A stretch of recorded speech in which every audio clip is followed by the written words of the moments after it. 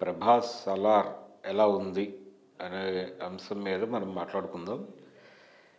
ఇది అంటే ఇటీవల కాలంలో 'యానిమల్' అనే సినిమా చూసాం మనం. సందీప్ రెడ్డి వంగ డైరెక్ట్ చేసినటువంటి 'యానిమల్'.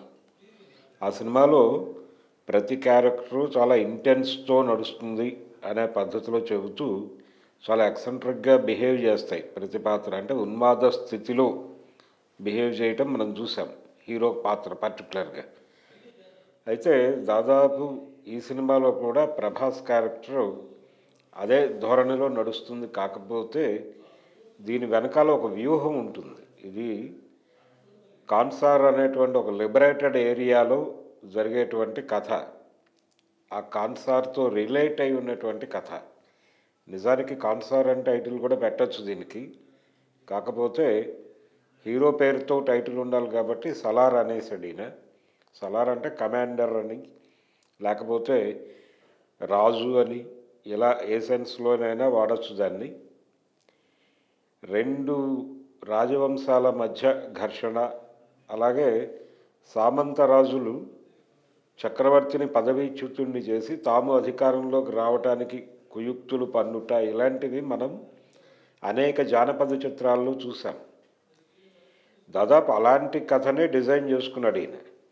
డిజైన్ చేసుకుని కాన్సార్ అనేటువంటి భారతదేశంలోనే ఒక లిబరేటెడ్ క్రైమ్ సిటీ, లేదా క్రైమ్ వరల్డ్, లేదా క్రైమ్ కాంటినెంట్, ఏ పేరైనా పెట్టుకోవచ్చు దానికి. అదొక లిబరేటెడ్ ఏరియాగా ఉంటుంది. ఆ లిబరేటెడ్ ఏరియా మీద ఎవరు అజమాయిషీ చలాయించాలి, కిస్సా కుర్సీకా, దాని ఆ కుర్చీలో ఎవరు కూర్చోవాలి అనే గొడవ. సహజంగానే ఒక సామ్రాజ్యం ఏర్పడినప్పుడు అక్కడ ఉన్నటువంటి రకరకాల శక్తుల మధ్య ఘర్షణ జరుగుతుంది. అందులో ఎవరు గెలిస్తే వాళ్ళు ఆధిపత్య వర్గంగా వ్యవహరిస్తూ ఉంటారు, మిగిలిన వాళ్ళు సామంతులుగా ఉంటారు.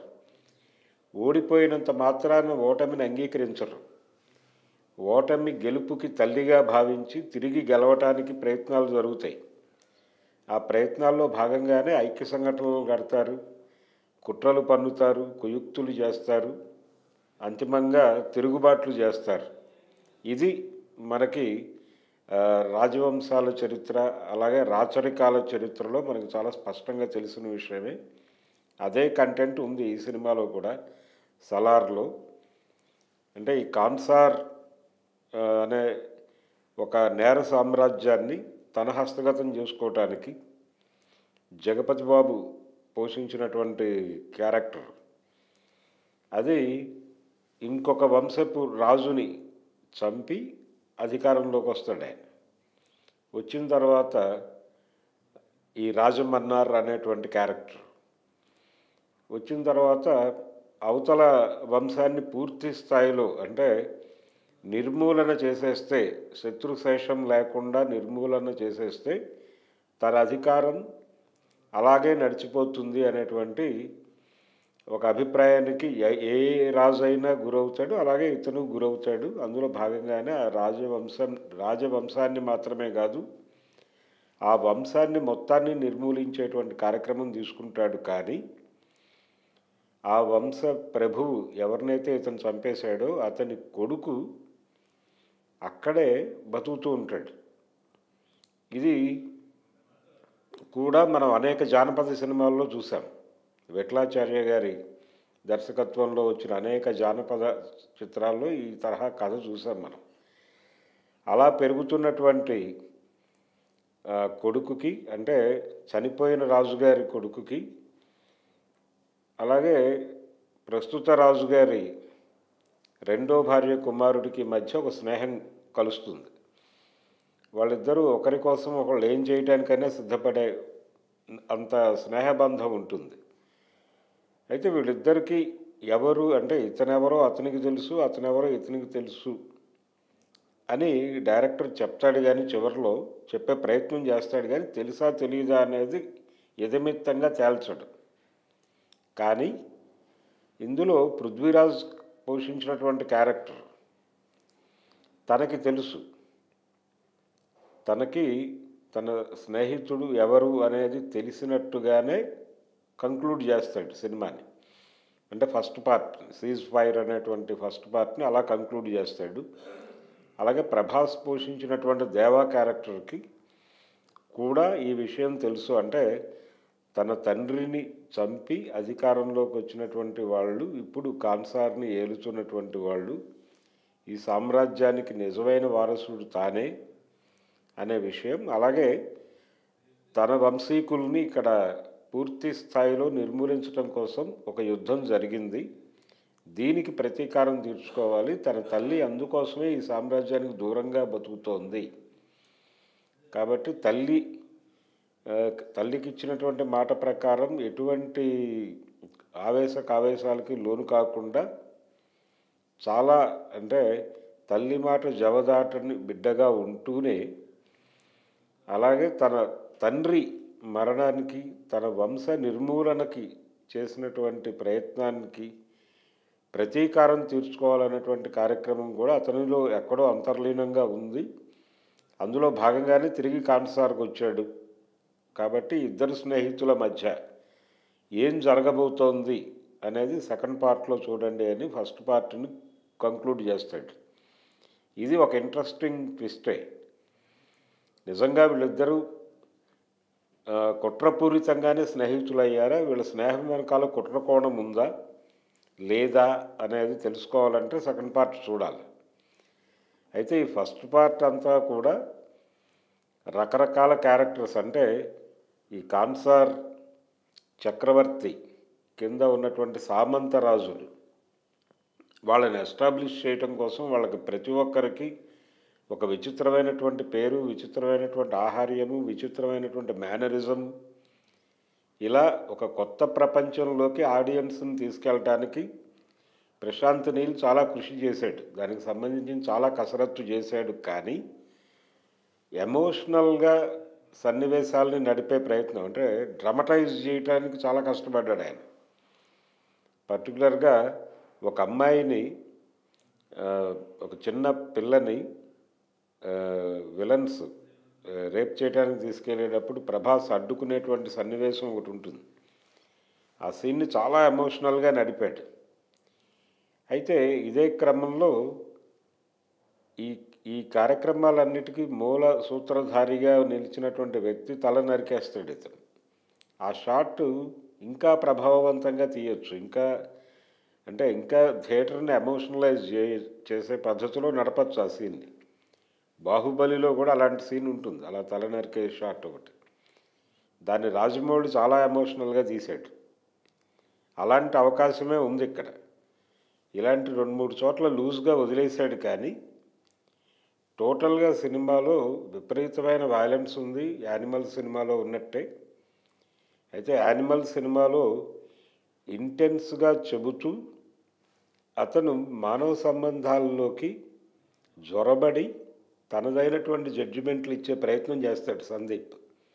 అలాంటి ప్రయత్నాలు ఈ సినిమాలో లేవు. కంపారిటివ్గా యానిమల్తో పోలిస్తే ఆ కోణంలో ఇది బెటర్ సినిమా అని చెప్పొచ్చు. కానీ making side, taking side, concept designing side ఖచ్చితంగా ప్రశాంత్ నీల్ కంటే కూడా సందీప్ వంగానే బెటర్గా వెళ్ళాడు అని చెప్పక తప్పదు. కాబట్టి ఇది యానిమల్ని క్రాస్ చేస్తుందా, యానిమల్ని రీచ్ అవుతుందా, అది 1000 కోట్లు దాటి పెడుతోంది సినిమా. ఇది దాన్ని క్రాస్ చేస్తుందా అనేది, అంటే ప్రశాంత్ నీల్ ఇద్దరికీ పాన్ ఇండియా మార్కెట్లో ఒక మంచి ఇమేజ్ ఉంది. రెండవది ఆల్రెడీ తన రికార్డును బద్దలు కొట్టడం కోసమే ప్రభాస్ ప్రయత్నం చేస్తున్నాడు. ఇతని ప్రయత్నం ఎంతవరకు సఫలీకృతం అవుతుందంటే 1500 కోట్లతో ఉన్నటువంటి బాహుబలి రికార్డును కొట్టడం అనేది కార్యక్రమం. దాన్ని ఛేదించగలదా ఈ సినిమా అనేది అయితే కొంత డౌటే. యానిమల్ రేంజ్కి వెడుతుందా అనేది చూడాలి. ఇప్పుడు అంటే డివైడ్ టాక్తో నడుస్తోంది సినిమా. డివైడ్ టాక్తో నడవటానికి కారణం ఏంటంటే ప్రతి సన్నివేశాన్ని చాలా హై లెవెల్లో తీసే ప్రయత్నం చేశాడు అది. అలాగే మ్యూజికల్గా కూడా చాలా ఎమోషనల్గా నడిపే ప్రయత్నం చేశాడు. దీనికి ఫోక్ కంటెంట్ని కూడా బాగానే వాడుకున్నాడు మ్యూజికల్గా. బన్సూర్ అనేటువంటి మ్యూజిక్ డైరెక్టరు ఇన్ని ప్రయత్నాలు జరిగినప్పటికీ ఒక భావోద్వేగాన్ని కలిగించేలాగా అంటే ఆడియన్స్ని ఇన్వాల్వ్ చేసి వాళ్ళల్లో ఆ బాధ పలికించేలాగా కథని నడపటంలో ఎక్కడో లోపం జరిగింది అనేది అనిపిస్తుంది. అంటే ఇది మేబీ మొదట అనుకున్నప్పుడు 2 భాగాలు అనుకుని ఉండకపోవచ్చు. సినిమా మొదలుపెట్టిన తర్వాత 2 భాగాలు అనుకుని ఈ బ్రేక్ ఇచ్చాడు. మేబీ సెకండ్ పార్ట్లో అంటే స్నేహం మాత్రమే చూపించాడు ఇందులో. సెకండ్ పార్ట్లో ఈ స్నేహం వెనకాల ఎవరన్నా కుట్ర కోణాలు ఉన్నాయా అనేది ఎస్టాబ్లిష్ చేసే ప్రయత్నం చేస్తాడు. అది ఇంట్రెస్టింగ్గా ఉండొచ్చు. అంటే పృథ్వీరాజ్ క్యారెక్టర్ ఒక వికటాట్టహాసం చేస్తాడు. అది మేబీ సెకండ్ పార్ట్లో ఆ నవ్వు వెనకాల ఏదైనా కుట్రకోణం ఉందా. అలాగే ప్రభాస్ కూడా తన పుట్టుక ఎక్కడి నుంచి, తన వంశం నాశనం చేసింది ఎవరు, ఇవన్నీ తెలిసే కావాలనే ఇతనితో స్నేహంగా ఉన్నాడా, అతని స్నేహం వెనకాల కూడా ఏదైనా కుట్రకోణం దాగుందా అనేది కూడా సెకండ్ పార్ట్లో చూడాలి. అది మేబీ ఎమోషనల్గా నడపచ్చు. కానీ ఇందులో ఆడియన్స్ని బలమైనటువంటి భావోద్వేగాలకు గురి చేసే సన్నివేశాల కొరత అయితే ఉంది. అందుకనే డివైడ్ టాక్ నడుస్తోంది. యానిమల్కి ఈ పరిస్థితి లేదు. అది కంటెంట్ వైజ్ చాలా ప్రాబ్లమాటిక్ కంటెంట్ ఉంది దానిలో. ఆయన చెప్పినటువంటి కంటెంట్, రెండోది ఆయన ప్రతిపాదించిన విలువలు చాలా దుర్మార్గమైన విలువలు. అది విలువల పరంగా ఒక రకంగా హిందుత్వ సినిమా కూడా, కానీ ఆ తరహా ధోరణి లేదు ఇందులో. అందుకని కాన్సెప్చువల్గా యానిమల్ కంటే బెటర్ సినిమానే, కానీ యానిమల్ లెవెల్ ఇంపాక్ట్ వేయగలిగినటువంటి సత్తా ఈ సినిమాలో ఉందా అనేది డౌటే. అందుకని యానిమల్ని రీచ్ అవ్వగలదా లేదా అనే దానిలో కూడా ఈ సందేహం ఉంది నాకు. ఇది యానిమల్ దగ్గరికి రీచ్ అయితే చాలా గొప్ప విషయం, యానిమల్ని దాటి ముందుకెళ్తే ఇంకా గొప్ప విషయం. కానీ ప్రేక్షకులు మాత్రం మౌనంగానే ఉన్నారు. అంటే ఎమోషనలైజ్ కాలేదు. ప్రభాస్ అభిమానులకి మాత్రం ఆయన చాలా గ్యాప్ తర్వాత ఒక యాక్షన్ సినిమాలో చూసినటువంటి ఆనందం కలిగింది. కానీ ప్రభాస్ క్యారెక్టర్లో, ఆయన డైలాగ్స్లో అంటే చాలా యాంత్రికంగా ఒక మార్వెల్ సినిమాల్లో క్యారెక్టర్ ఉన్నట్టుగానే ఉన్నాడు ఆయన.